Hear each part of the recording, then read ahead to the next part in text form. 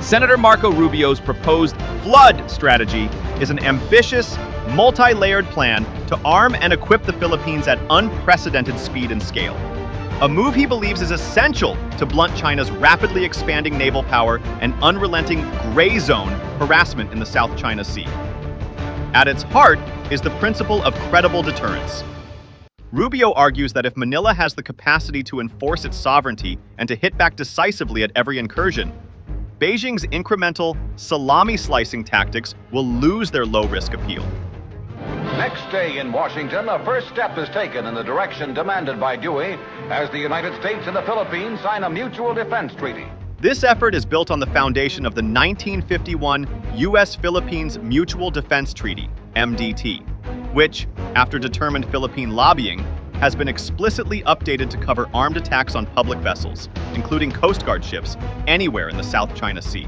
That clarification, Rubio stresses, locks in an ironclad U.S. commitment and closes legal loopholes that China might try to exploit. Rubio pairs this strategic logic with unprecedented U.S. security assistance, focusing on three major funding channels. First is Foreign Military Financing, FMF, the main grant program for U.S. military aid, under which the Philippines has already received $463 million since 2015, with another $500 million approved for fiscal year 2024 to 2025. These funds allow Manila to buy modern radar networks, long-endurance surveillance drones, air defense systems, and coastal anti-ship missiles. Second is direct support for the Philippine Coast Guard, which bears the brunt of China's day-to-day harassment. A U.S. House panel recently urged Secretary of State Rubio to safeguard this funding, warning that a drastically reduced 2020 budget would devastate key programs to help the PCG counter China's maritime militia.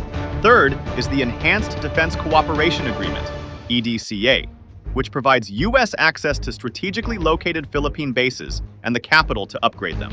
Washington has already invested $109 million in base improvements and set aside another $128 million for fiscal year 2025 to harden runways, build fuel depots, and expand ammunition storage.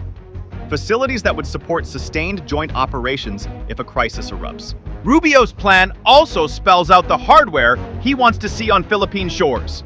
High on the list are coastal defense batteries capable of launching BrahMos-class supersonic missiles, powerful enough to deny Chinese warships access to key sea lanes.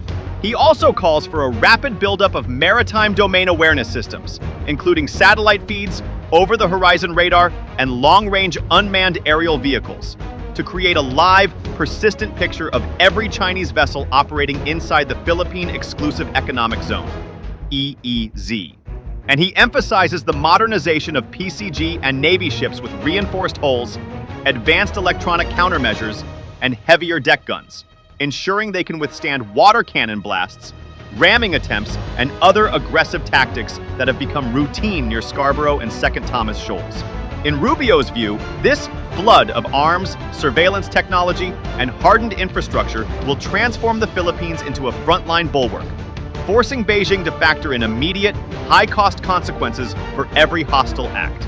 Supporters see it as a decisive investment in regional stability and in keeping vital sea lanes, through which over $3 trillion of global trade flows each year, open and free. Critics worry it could accelerate an arms race or entrench the Philippines in great power rivalry. But Rubio insists that only a well-armed ally can prevent a wider war. By combining massive grant funding, Coast Guard modernization, base upgrades under EDCA, and advanced strike and surveillance systems, the flood strategy aims to deny China the gray zone advantage it now enjoys and to secure freedom of navigation for decades to come.